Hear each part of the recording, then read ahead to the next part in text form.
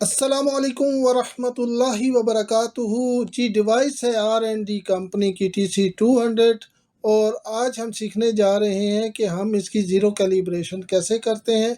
तो zero calibration के लिए आपने क्या करना है, सबसे पहले आपने मोड के बटन को दबाना है और इसको कंटिन्यूअस पे कर देना है। तो कंटिन्यूअस के करने के बाद आपने मेटल का बेयर मेटल यानी उसके ऊपर कोई चिप नहीं रखनी। ज़ीरो कैलिब्रेशन जो है वो नंगे मेटल बेयर मेटल जैसे कहते हैं, उसके ऊपर आपने इसको रख लेना है। ठीक है, जो भी रीडिंग आ रही होगी इसकी तो ज़ीरो ही आ रही है। अगर रीडिंग ज़ीरो से हट के आ रही हो तो आपने ये ज़ीरो ज़ीरो प्रेस करते रहना है। जैसे ही ज़ीरो आए तो आपने इसको उठा लेना है और इसकी कैलिब्रेशन होगी। अब हम वैसे रख के देखते हैं कि इसकी कैलिब्रेशन ज़ीरो हुई है। ये देखें, ज़ीरो कैलिब्रेशन इसकी हो गई है, रीडिंग बिल्कुल सही दे रहा है।